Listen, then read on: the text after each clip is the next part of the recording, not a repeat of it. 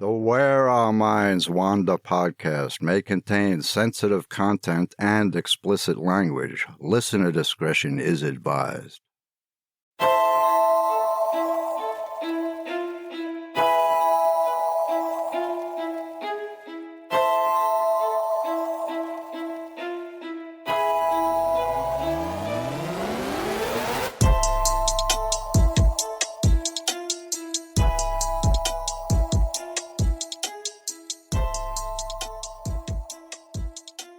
Hello and welcome to Where Our Minds Wander, all you fellow wanderers. I'm Wes, and that's my wife and co-host, Beth. Hello, everyone. Thank you for joining us. We appreciate you. We sure do. And before we get into tonight's show, we have to do a little bit of housekeeping. If you could take a minute and leave us a 5-star review and a comment for our podcast on your favorite listening platform, that would be very much appreciated. It really helps us move up the list to become more visible, and it recommends us for people to listen to us. That it does. And if you'd like to support our show in other ways, we do have some pretty cool merch on our TeePublic store that we'd love for you to check out. Yeah, and a shout out to those of you who have made purchases. Yes, thank you very much. We really appreciate it.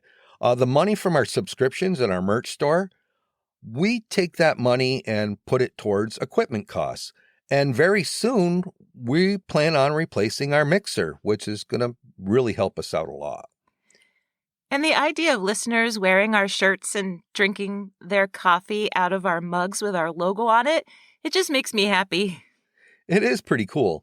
And hey, if you'd like, you can go post a pic of yourself on our Facebook page with your purchase. We'd love to see them. We would. And we should also mention that we've been adding episodes to our premium bonus content.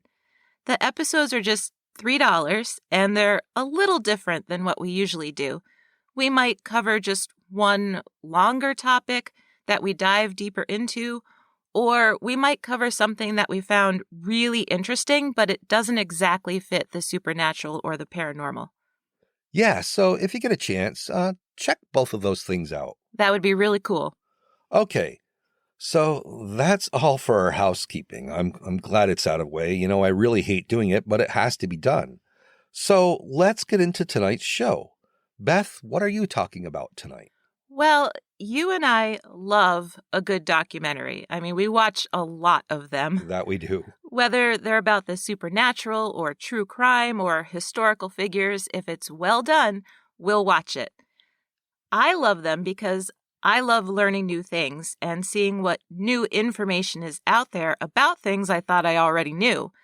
My favorites, besides the supernatural ones about Bigfoot or aliens or haunted places, are the purely archaeological ones, whether it's Egypt or a field out in Cornwall. But I especially like the ones when experts find things that they just can't explain. So tonight, I'm going to talk about 2 objects that have archaeologists, historians, and other experts completely baffled. And because I also love a good book, that's where I'm going to start, with a book. Now, this book wasn't discovered in a lost tomb or anything like that, but it has baffled experts for over 100 years. It's 9.3 inches by 2 inches big. It contains about 240 vellum pages, and it's been carbon dated to between 1404 and 1438. And that's about all anyone can say about it for certain, because what's inside this book is a complete mystery. There are pages and pages covered in drawings of fantastical, unknown plants. There are completely unknown animals, and there are detailed astrological charts that don't correspond to anything in our sky. It's also filled with copious amounts of writing in a language no one has ever seen before. And that's just the beginning. Historians and cryptologists have been debating for centuries whether this book, called the Voynich Manuscript, is a codex to a new language, a code for the end of the world, or a complete Renaissance-era hoax.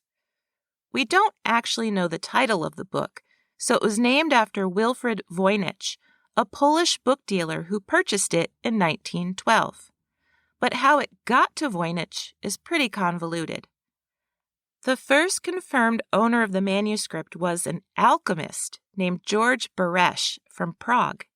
He referred to it as a, quote, sphinx that was taking up space uselessly in his library, end quote.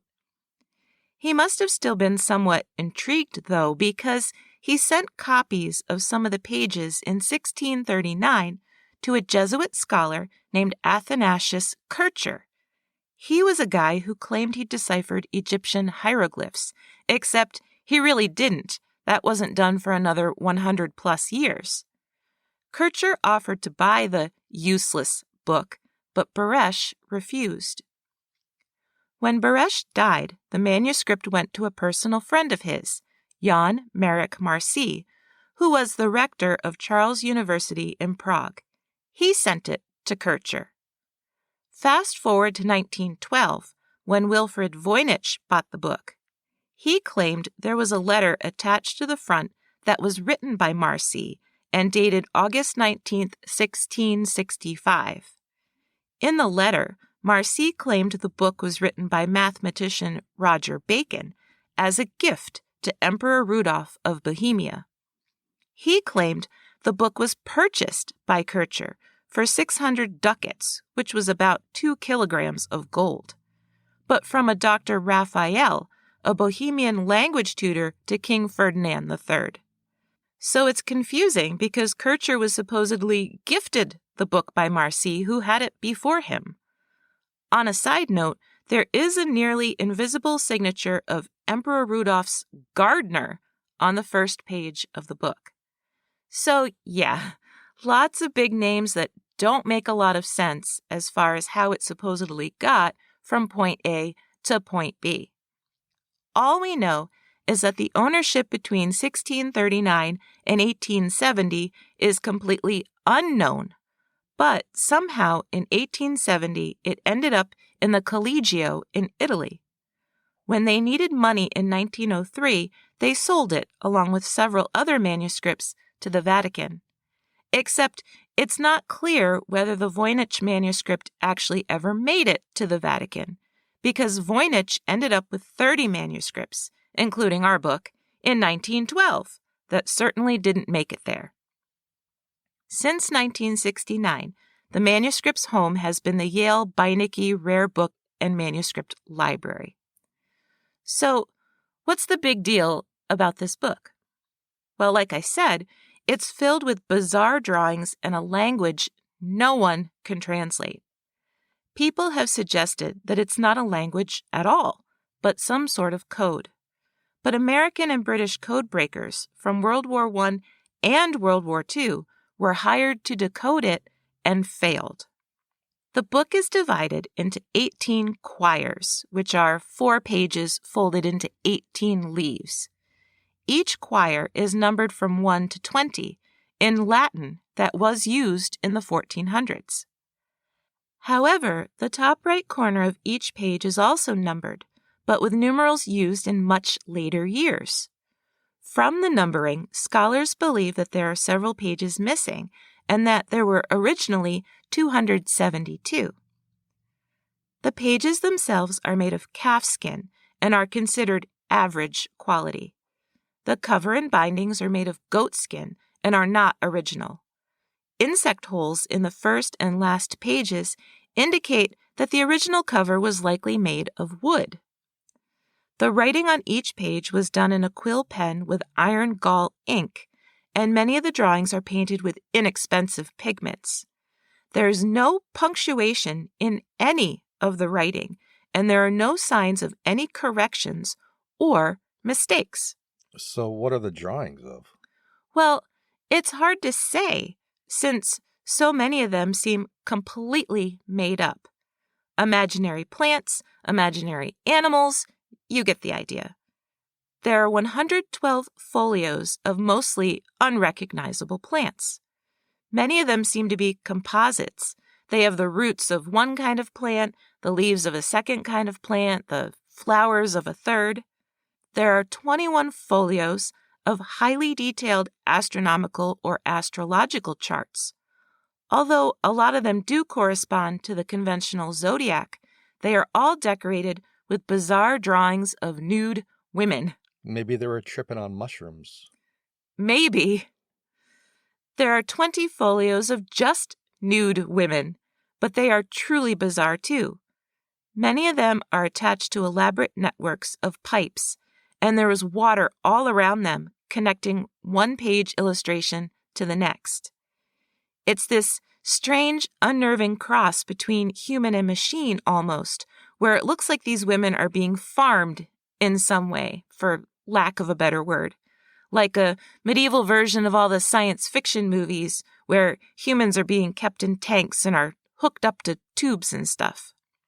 There are 13 folios of totally puzzling circular diagrams. One is 6 pages long and shows 9 islands connected by a causeway. There are castles and a volcano in the background. Surrounding every drawing is an incredible amount of text. Some pages are almost completely nothing but text. Except, like I said, it's a language no one has been able to recognize, decipher, or translate. Out of the 240 existing pages, there are only 6 that have a single known word buried within the writing. There is one set of pages where 10 months of the year are in Latin, but they label astrological charts that don't match those months at all.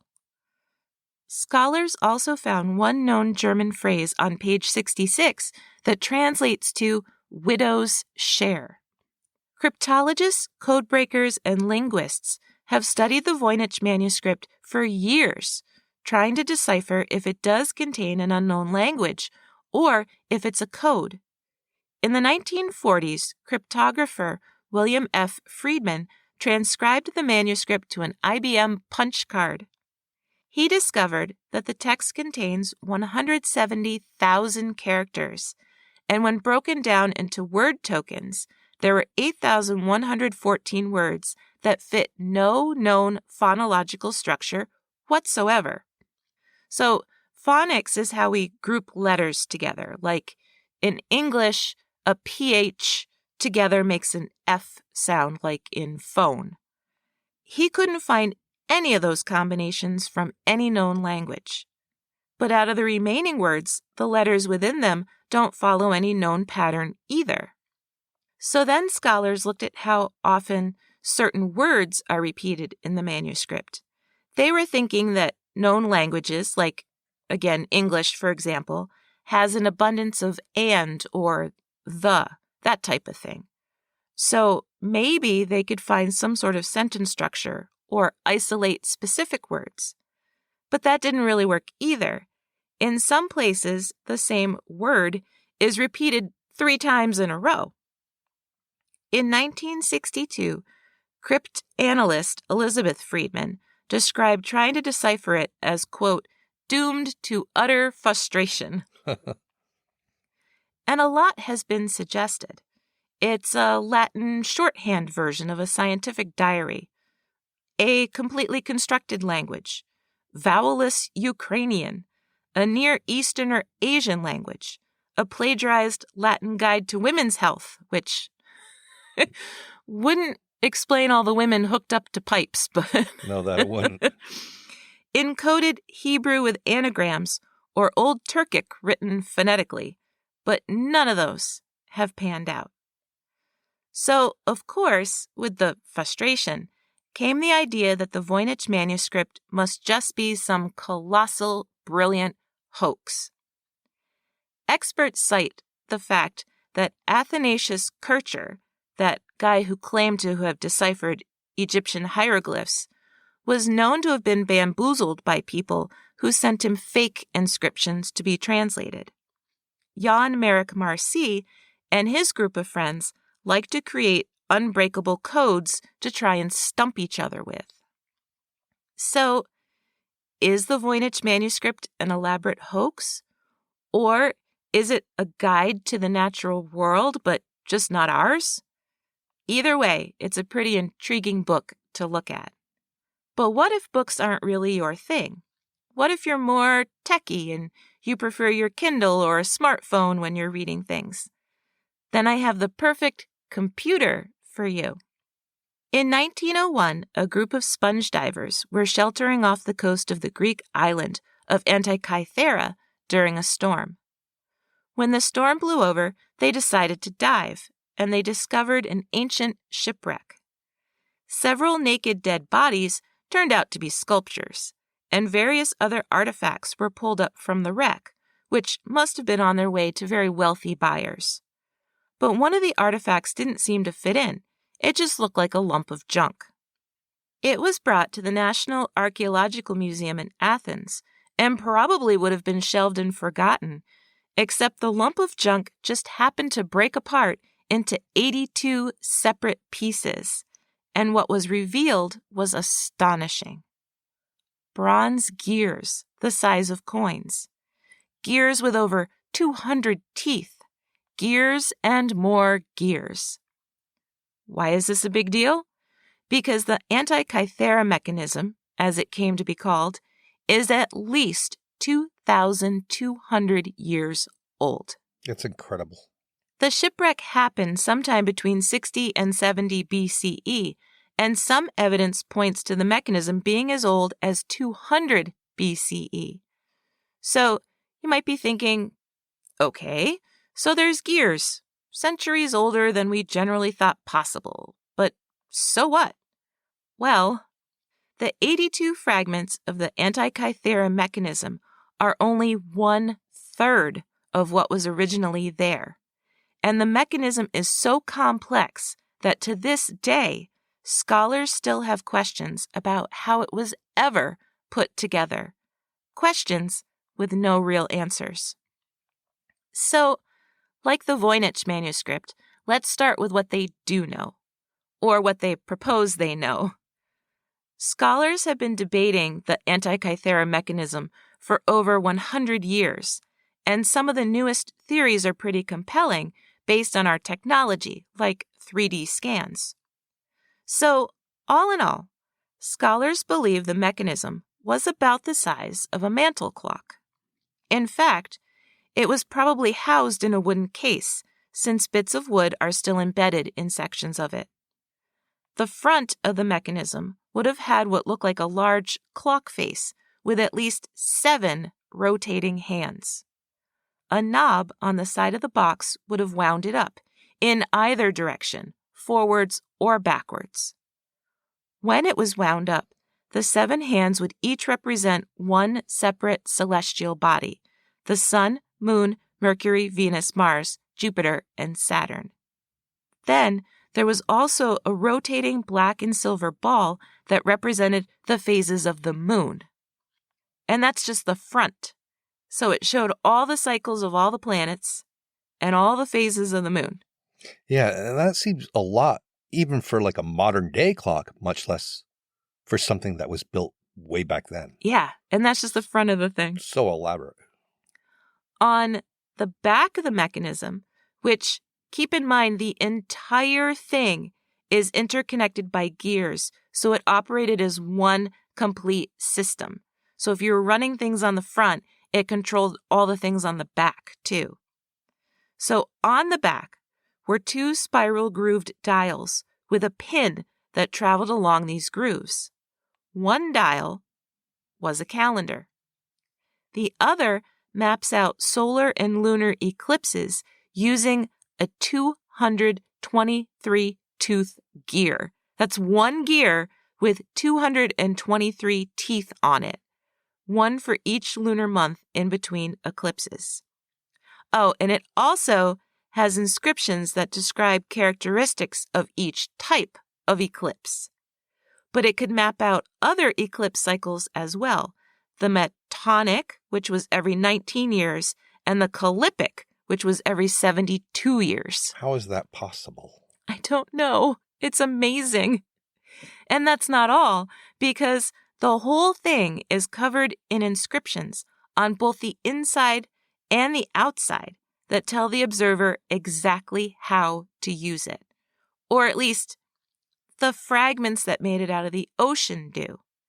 So much of the mechanism is lost that scholars have painstakingly tried to fill in the gaps. Remember, it was only 82 pieces that they brought up, and they said that was only a third of what really existed. Right. With all their 3D scanning, you think they'd go back now and try to recreate this clock with, our modern materials. And They have, but they still have so many questions. Like, there's still gaps no matter what they do. So, one of the inscriptions on the mechanism explains that each ball on each of the 7 hands, all of which are missing, unfortunately, were all color-coded. So the sun was gold and Mars was red. That's funny that Mars was red. Isn't it? I Yeah. thought that was cool, too. How would they know? I know. Lucky guess. Some experts, like Michael Wright, the former curator at London's Science Museum, insist that the 7 hands actually moved in a way that mimicked epicycles. So the ancient Greeks thought that that was how planets moved, by this epicycle theory. Wright argues that there is evidence of smaller gears riding around larger gears, which would have given each planet on the mechanism a wobble, just like the Greeks thought they had. Incredible. All in all, the mechanism shows evidence of Babylonian astronomy, Plato's mathematics, and ancient Greek astronomy. And the calendar dial was so detailed that it showed when major athletic events would take place, including the Olympics. It also denoted festivals like Na, which was celebrated in northwestern Greece, and Halea, which was celebrated in Rhodes. How is that all possible? I can't fathom it. I know. So basically, someone using the Antikythera Mechanism could have checked if there was going to be a solar eclipse on the day of the Olympics, like 10 or 15 years into the future, and the mechanism would have been right. And these are just the parts we have. Who knows what else it could do if we had it all in one complete piece? Right. And the biggest mystery, besides still trying to put the thing back together, fill in the missing pieces, and then understand how it really worked, is who built it. Some scholars think it was Archimedes himself, but of course there's no definitive proof of that. Others focus on when the mechanism was set to start or begin. Some experts believe it was December 22nd, 178 BCE, because there were quite a few things going on at that time, like a lunar eclipse, the winter solstice, and a festival celebrating Isis, who, although she was an Egyptian god, she was also celebrated in ancient Greece. But scholars who want to prove that Archimedes built the mechanism argue that it was intended to start on May 12, 204 BCE, because there was also a lunar eclipse and it was during his lifetime. And in 2011, because you'd asked about the 3D scans and trying to recreate it, Yes. a person did build a version of the Antikythera Mechanism out of Lego. Oh my God. He used Lego Technic bricks, and he was able to accurately predict eclipses within 24 hours with his model. His name was Andrew Carroll, and he was able to put it together in 30 days. Carroll was quoted as saying, "Nothing on this planet was as mechanically complicated as the Antikythera Mechanism until the 1300s. It's a testament to the Greeks' genius."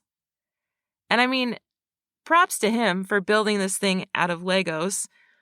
But I also have to think Legos are made in a factory by molds, right? They aren't bronze gears made by hand 2,200 years ago. Yeah.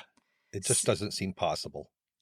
No. So I just find the whole thing fascinating. Like, who built it and who was it intended for, and, what else could it originally do?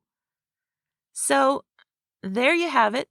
2 archaeological artifacts that are super freaking amazing and cool. I should have been an archaeologist.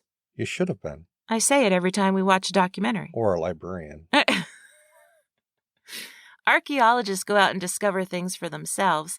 Librarians just very excitedly show you the books about things that other people have gone out and discovered for themselves. Well, maybe you could be an archaeologist by day and a librarian by night.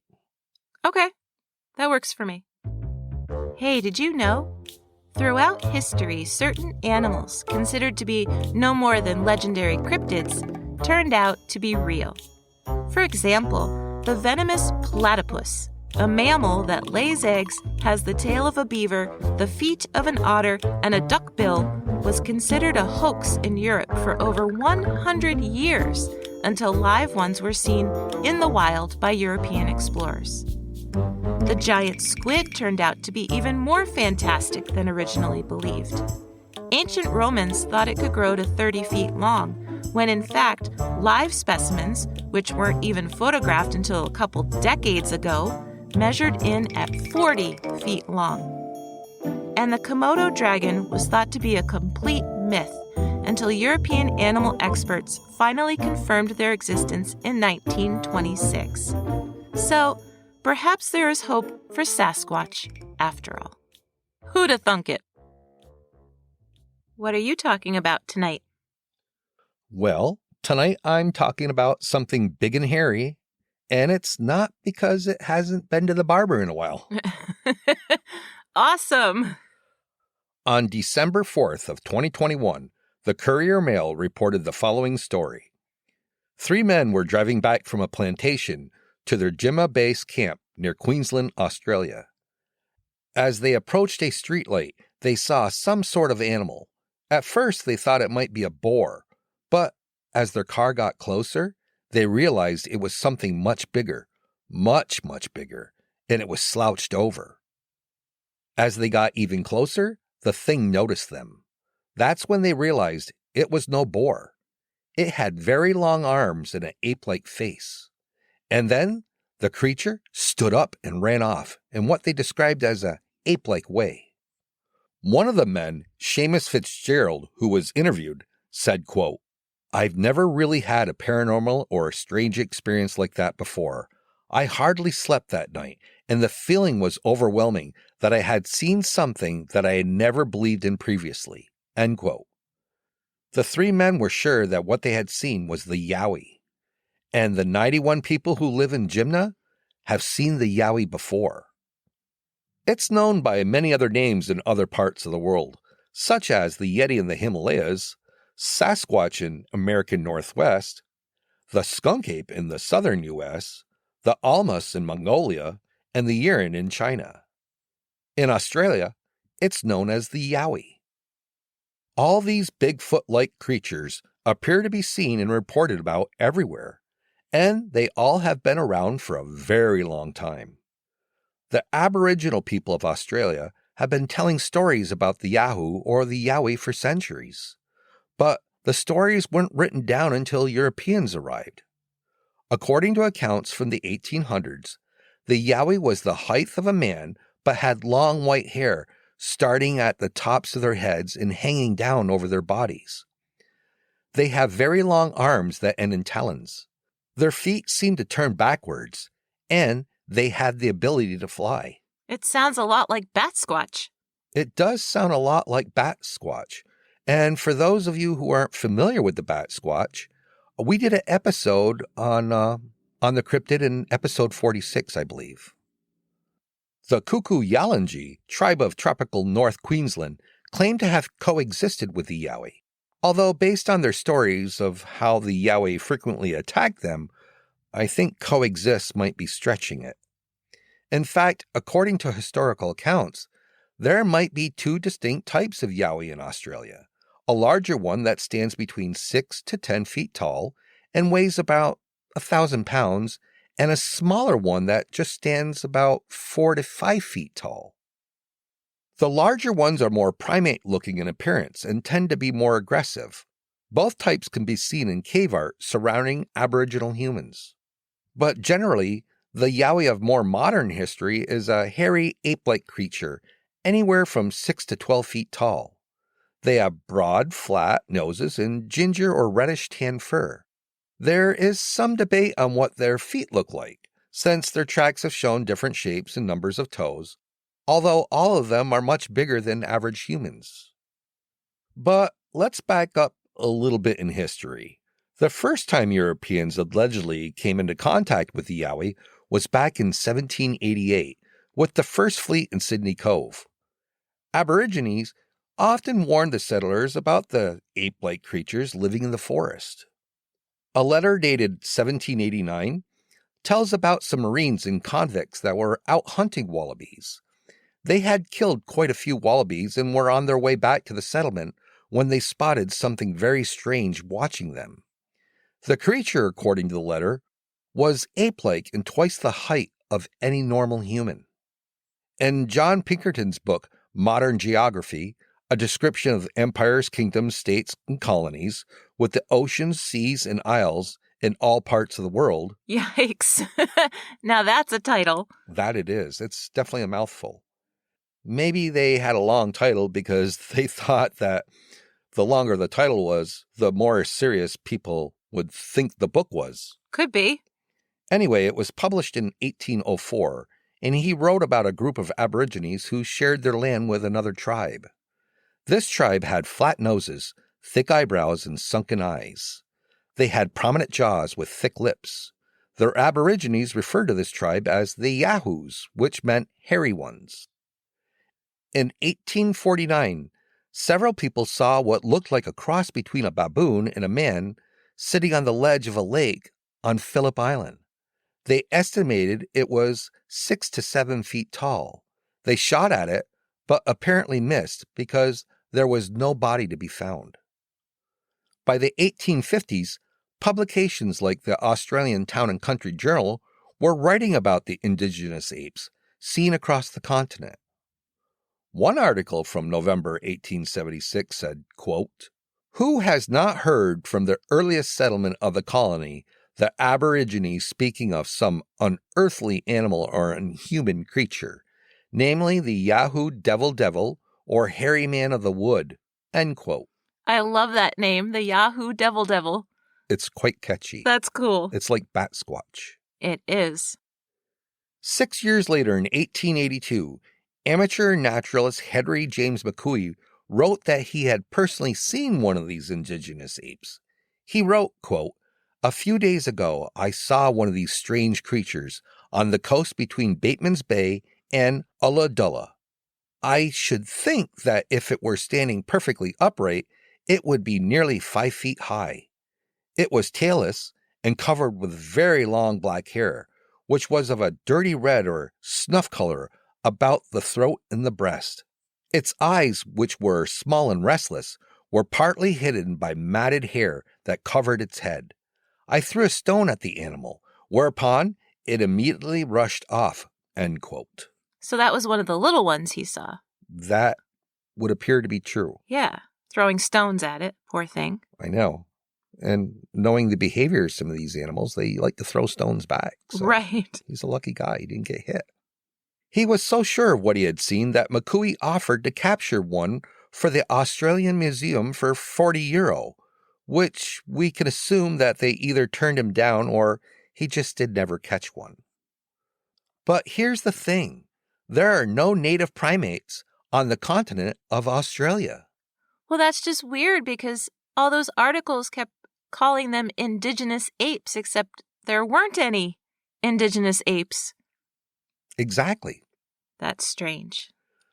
The AYR, or better known as the Australian Yowie Research Site, is an incredible database. Now, I highly recommend that everyone check it out. The website address is in our show notes. The database has hundreds of modern-day sightings, transcribed historical magazine and newspaper articles going all the way back to 1841, and countless photos and witness sketches.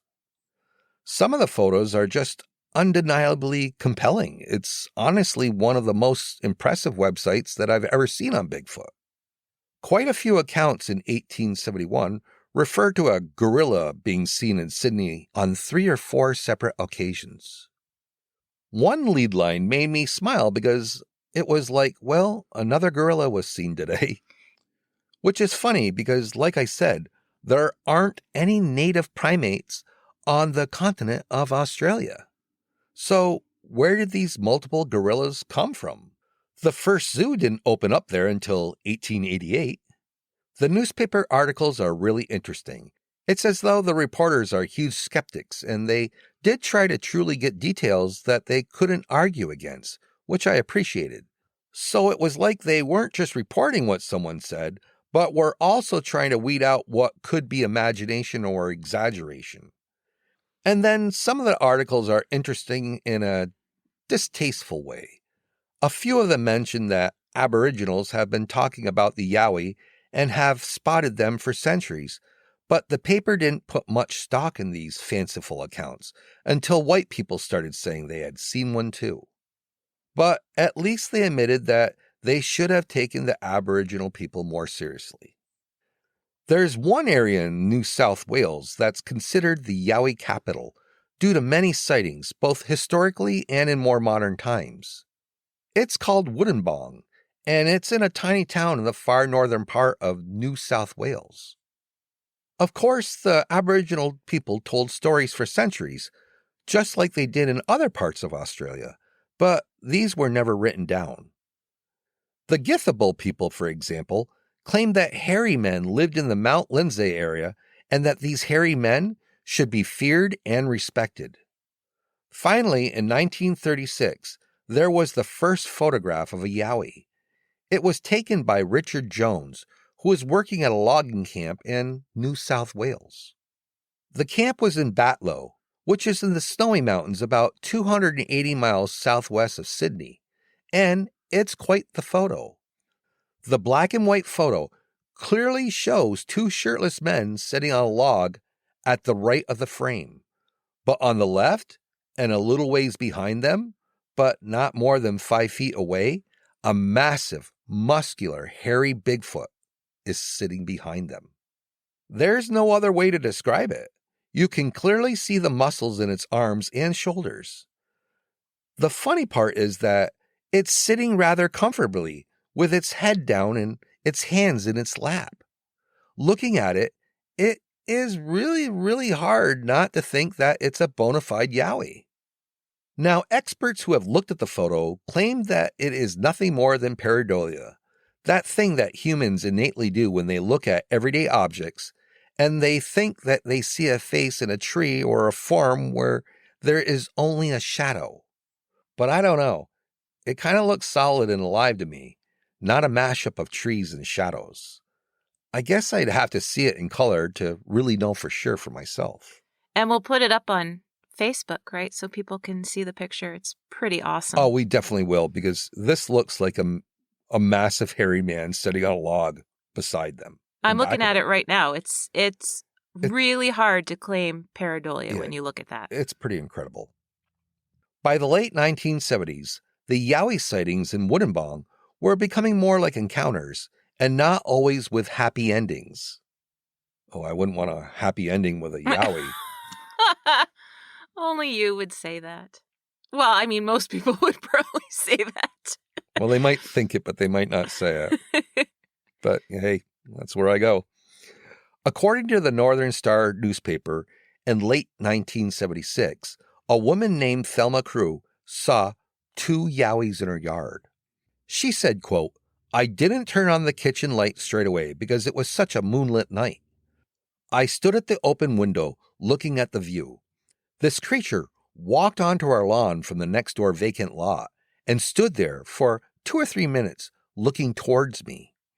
He was sort of flexing his arms in a circular movement in front of his face.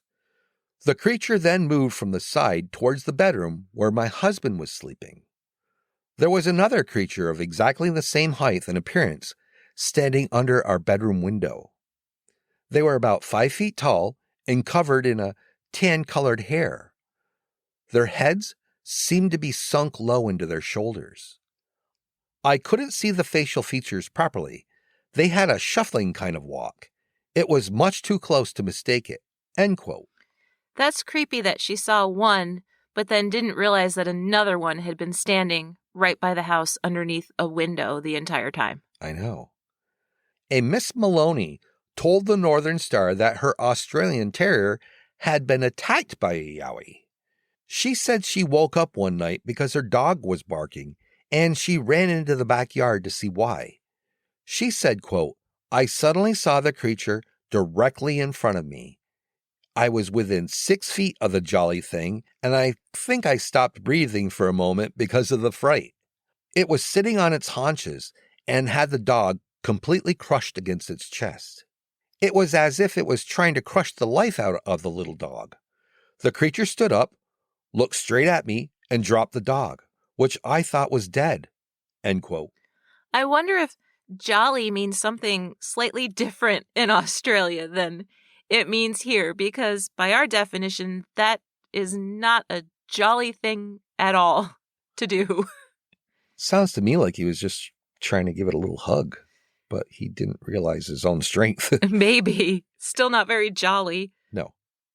She said the creature was more than 6 feet tall and had an almost hairless but ape-like face with no chin and no neck. Its hair was ginger-colored, and she said she could also tell that it was definitely a male. It dropped the dog and then ran. The poor dog died later from its wounds. In December of 1979, Leo and Patricia George found a mutilated kangaroo carcass in the woods. Just 40 feet away was a 10-foot tall hairy creature. It looked at them before fading into the trees. So back to where I started my story, with the 3 men who reported seeing a Yowie in 2021. Over the last several decades, archaeologists have come across some pretty interesting skulls, proving that instead of a missing link between Homo sapiens and apes, there were really many, many different hominids populating the earth at the same time. We know hobbits, or Homo florensis, existed on the island of Indonesia. We know that Denisovan, a race of giants, lived in Russia and China. We know Gigantopithecus lived in southern China. There was something like 21 different species of hominids coexisting at the same time.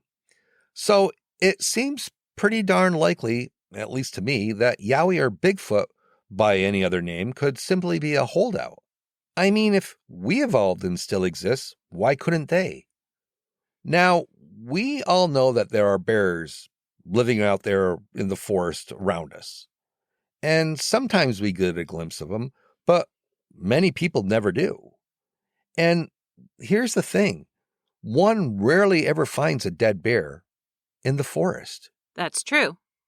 Right, and I find that very interesting because people just don't usually come across a dead bear carcass out in the woods. It just doesn't happen.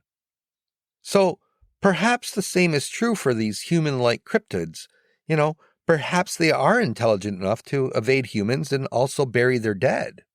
Or they go off to a very remote spot to die where they know they won't be discovered. Right. And another thing that I find fascinating is that Jane Goodall also agrees that there is a possibility that they could indeed exist also. And for those who don't know who Jane Goodall is, she's considered the world's foremost expert on chimpanzees after spending 60 years of studying the social and family interactions of wild chimpanzees. It's so fascinating to me because I find it fascinating that there were multiple hominids walking the earth at the same time.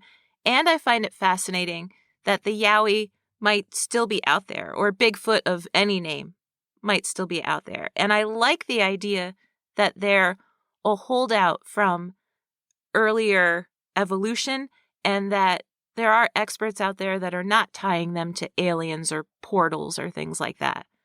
But there's also a lot of strong evidence that they are tied to portals and things like that. So who knows? It's a mystery, but it's fascinating. Yeah, a lot of people think that UFOs and Bigfoot go hand in hand. But I don't know. I'm still on the fence about that one. But I do find them fascinating as all hell. And I'd love to see one for myself, it's probably never going to happen because I think I've only seen one bear out in the wild for all the years that I've been out in the woods. I never have. Yeah. Well, I guess that about wraps it up for this episode, Beth. I think so.